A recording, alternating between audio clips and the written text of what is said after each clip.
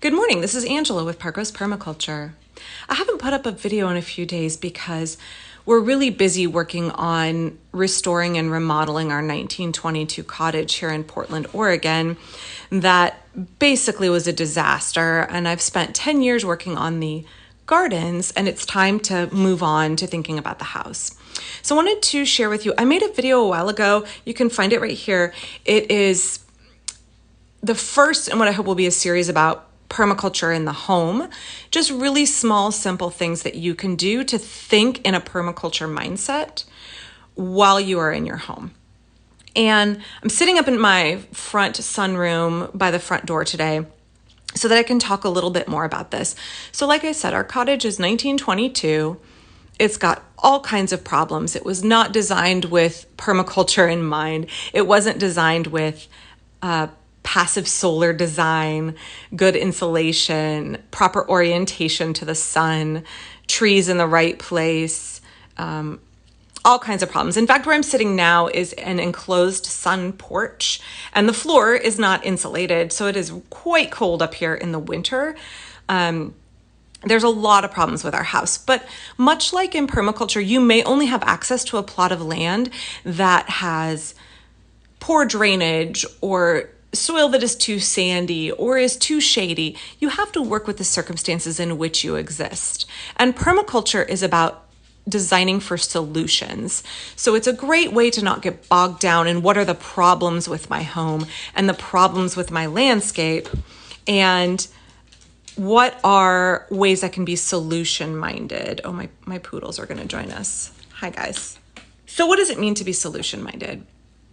I think if you work within the framework of permaculture and embracing the 12 principles of permaculture, which Dave Holmgren has on his website, and I will link to that in the description, you can make slow, small, positive changes within your home that have a really important impact.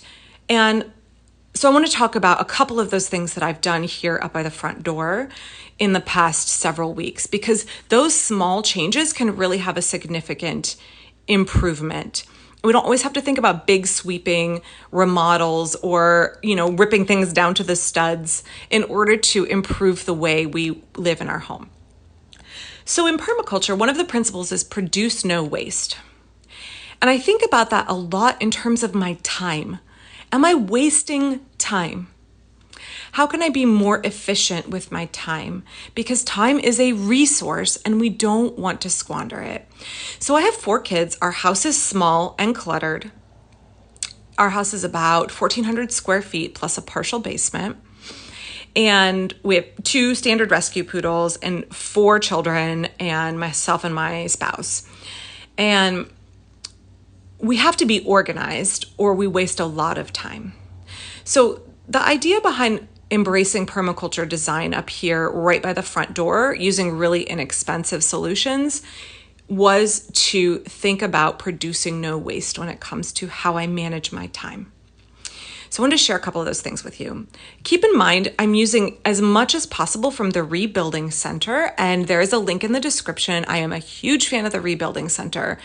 You can spend a tiny fraction of the amount and you're reusing resources. You are using salvaged materials someone else was going to throw into the dump. Okay, so let's talk about what I've done. And I've spent in this room, if we're not including paint, I've spent under $12. Okay, so one of the first things I did was I painted this room. The front door actually had been primed and never painted. So I painted it a historic color. It's actually called smoke blue, but it is very close to the color we found for the window trim and baseboards in this house. So it was the bottom layer of original blue paint. So I wanted to respect that. Okay, so in terms of small solutions that are going to help me in conserving my time, I keep a basket of rags by the front door, and this is old bed sheets and worn out cloth napkins and towels that are at the end of their life. We live in Oregon where it is rainy and muddy, and you can see we don't have a mudroom. We don't even have a coat closet. And I found that it's just efficient to keep a basket of rags up here in the front when my kids come in or dogs come in with muddy feet or something like that. So that lives up here in this front room. Next to it, I have a place for our shoes, and I have one here, and then I have one over here. And the one that is right here is one I wanted to talk about. It's actually a drawer. If you saw my video about my kitchen, I am a big fan of using drawers. Old drawers tend to be made out of hardwood. They're well constructed with dovetails, and people rip them out when they are remodeling and they don't want their built-ins anymore. And they're very, very inexpensive. So this drawer was $4, I believe.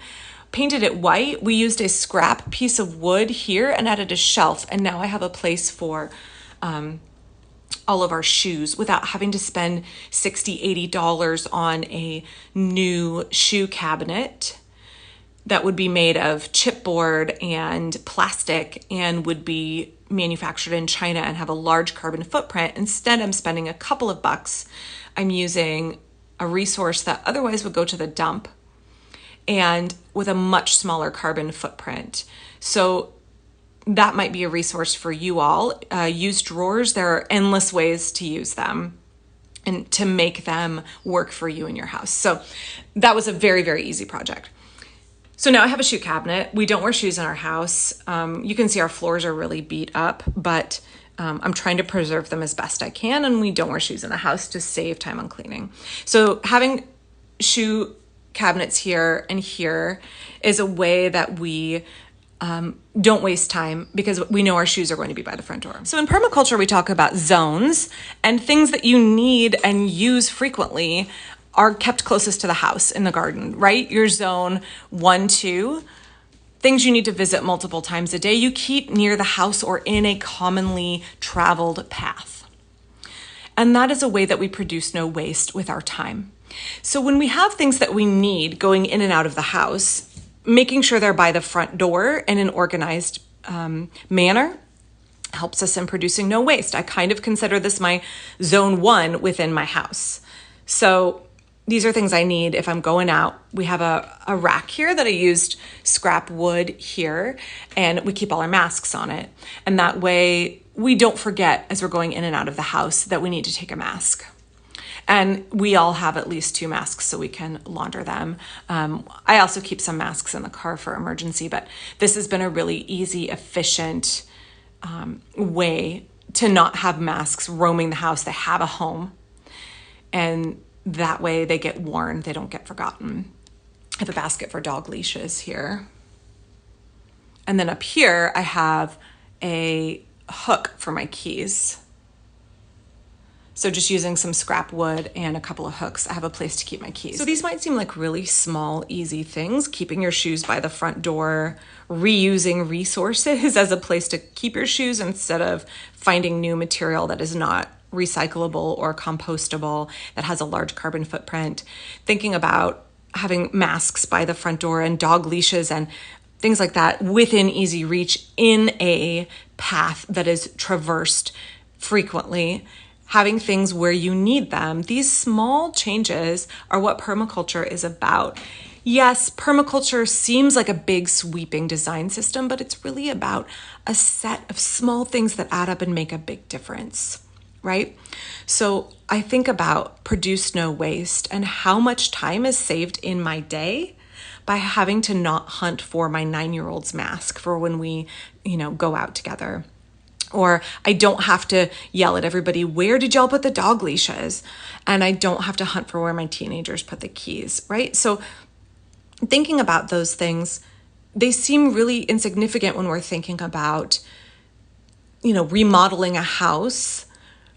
But those small elements add up to make a big difference. And I think that's something that folks often overlook in permaculture.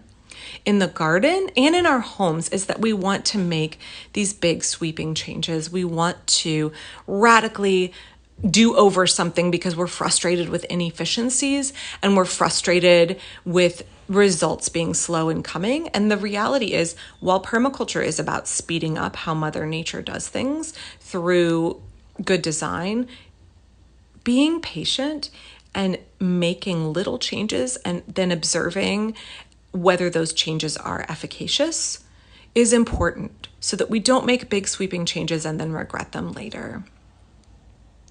So anyway, that's a little bit from my front door.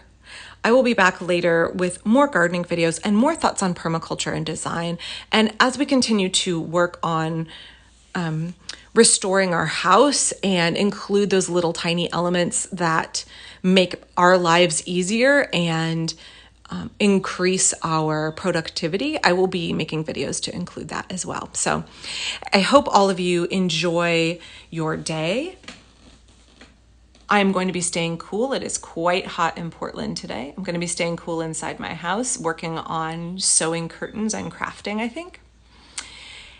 And if you enjoyed this video, please check out my kitchen remodel video here, and please check out some of my other videos about permaculture design and share them with your friends. Thanks.